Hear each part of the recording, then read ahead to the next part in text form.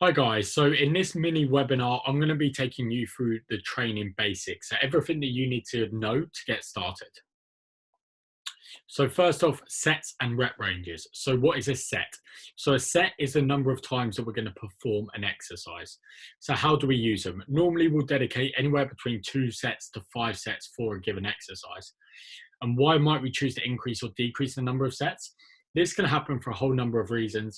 As you start to become a little bit more advanced or you start progressing, we might choose to increase the number of sets so then we can increase the total amount of volume that we're putting on a given exercise or on a given muscle group. Or towards the end of like a dieting phase or something, we might choose to decrease the number of sets so then we can decrease the amount of volume. So what is a rep range? A rep range is the number of reps that we're going to perform on a given exercise. Normally, instead of just having like 3 sets of 8, we'd have something like 3 sets of 8 to 12. So 8 to 12 is the rep range, meaning that we want to perform anywhere between 8 to 12 reps on that given rep range. So how do we use them? Let's say for a bench press, if we had an 8 to 12 rep range, we might select a weight such as 50 kilos and aim to get 8 or 9 reps the first week that we go into the gym. The second time we go in, we'll try and increase the number of reps and again and again and again until we can do that 50 kilos at the top of the rep range. So for 12 reps, then we can increase the load and drop down to the bottom of the rep range. This just allows us to continue to progress without just having to add load every single week. So reasons for low and high rep range. Sometimes we might want to cause more mechanical tension by using the lower rep ranges, or we might want to create a little bit more metabolic stress at the top of the rep range.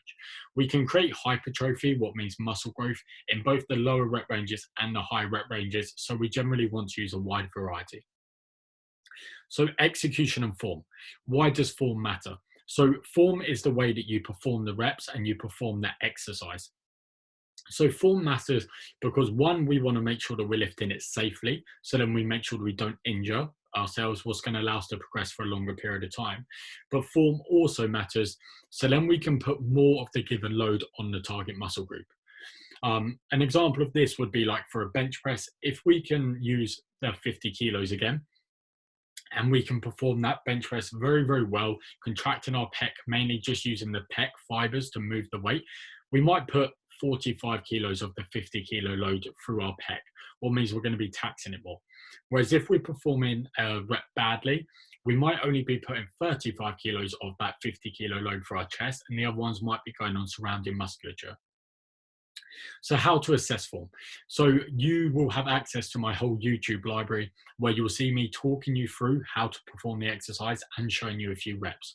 So a really easy way to assess form is to get a mate to watch you and to give you some feedback, or to set up like your phone or a camera to record your form and then look back at it and then look at it against the given example that I've given you and then see does it match up or how could you improve.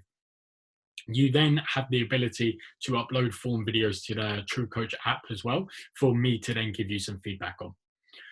And we always want to continually reassess form. So as we apply progressive overload, what we're going to come on to soon, and we get stronger and we start to increase the loads in the gym, it's quite common for people's form to start going downhill. Their range of motion gets decreased, the speed of the reps increases. So it's always important, especially as we start to increase load, to reassess form and just to make sure that it's standardized even as we start to get stronger. Tempo. So what is tempo? So tempo is just the speed of the speed that you're lifting the weight for the given rep. So how do we use tempo? So for our slightly heavier, more explosive movements, we might choose to use a slightly faster tempo. And then where we're trying to create more time under tension and create more metabolic stress, we might choose to use a slightly slower tempo. So how to read tempo. So on your training plan, it will normally say something like 3-1-2-1 or a 3-0-1-0. So using the example of the bench press again, a 3-1-2-1 tempo. The first number is the way that gravity is moving the weight. So if you were to completely let go and apply no resistance, what way would that weight fall? That's always the first number. The second number is then a pause in the end range. The third number is the concentric, so the way that you're applying effort against the load. And then the last number is a pause again. So for a 3-1-2-1 tempo on a bench press, it would go 3, 2, 1, 1 second pause, 1, 2, 1 second pause. Doing a bench press for a 3, 0, 1, 0 tempo would look like 3, 2, 1, no pause, 1 second up, no pause, 3, 2, 1, like that. So rest periods. So what is a rest period? So rest period is just the time that you take in between your sets. So how do we use rest periods? On our generally lower rep range and heavier movements, our more compound movements, we might choose to use a slightly larger rest period to allow us to perform a little bit better at higher loads. Or where we're trying to create a little bit more metabolic stress, or they're like smaller muscle groups, we might choose to use slightly lower rest periods. So that's why we'd use longer and shorter rest periods as well. But rest periods are always a little bit individual. So I will give you an example or like a rough guide for a rest period that I recommend you to take. But if you ever feel like you need a little bit longer or a little bit shorter, then feel free to take this, as our main goal here is to make sure that we're performing as well as we can in the given set. So progressive overload. So what is progressive overload? So stronger for longer is always our goal for resistance training. So whenever you go into any given movement or any given workout, we always want to be trying to get stronger for longer. So why do we care about progressive overload? So progressive overload is the number one way in which we will grow muscle tissue. We basically have to give our muscle tissue a reason to grow. So we have to give it a novel stimulus.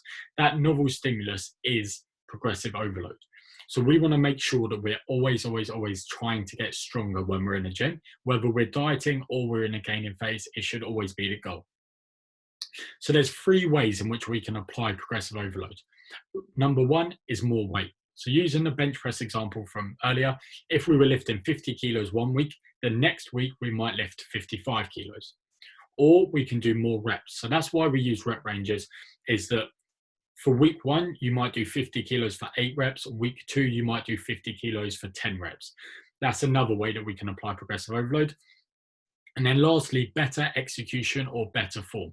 So look, kind of like I spoke about earlier, if we can improve our execution or improve our form, either by increasing the range of motion or just actually using the target muscle group to move the weight, we're basically going to place more of the load that is on the bar or whatever onto the given muscle group.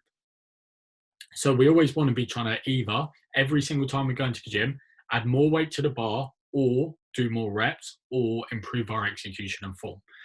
Now, the reality of progressive overload, you're not going to go into the gym every single week and add 5 kilos onto your bench press. Otherwise, you're going to be up hundreds of kilos by the end of the year. It is going to be slow. Sometimes some exercises will stall faster than others. Sometimes some lifts will move up a lot faster than others as well. So don't get disheartened if you're not adding 5 kilos every single week. That's just not the reality. Even getting 1 or 2 reps here and there, or adding 2.5 kilos on here or there, is all we need to actually grow and develop new muscle tissue. So logbooking. So why is logbooking absolutely essential? So during working with me, it's an absolute essential that you have to logbook. There's 2 ways in which you can logbook. You can either use it on the TrueCoach app, was where all of your data is going to be getting stored. And then that allows me to give you feedback and see where you're stalling or where you're struggling a little bit. Or you can logbook in like an A5 physical logbook if you'd rather do that and not have your like phone on the gym floor or have your phone out while you're training. So logbooking ensures that we're applying progressive overload. There is no way in hell that you're going to remember exactly what weight you lifted for exactly how many reps on every single exercise for all of your sessions across the week. So logbooking is just an easy way just to note down what you got.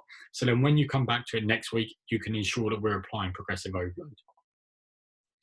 So supersets and giant sets. So a superset or a giant set is when we do 2 or more exercises in a row. So why won't we use them? We might just use them just to make sessions a little bit more time efficient. So if we use a superset, 1 exercise straight after the other, then it just allows us to get a little bit more work done in a shorter period of time. We might also use a superset to tax the muscle group in a slightly more shortened range into a slightly more lengthened range, what would be a really good superset for a muscle. Exactly the same kind of idea for giant sets. We might decide to use a giant set was just 3 or more exercise, either to be a little bit more time efficient or to tax the muscle through different ranges. So that's all of the training basics webinar done. Hopefully that all makes sense. And over the next few days, I'll be sending across your training program where you'll be able to see all of this stuff down on the True Coach app, and then we'll be able to put it all into action.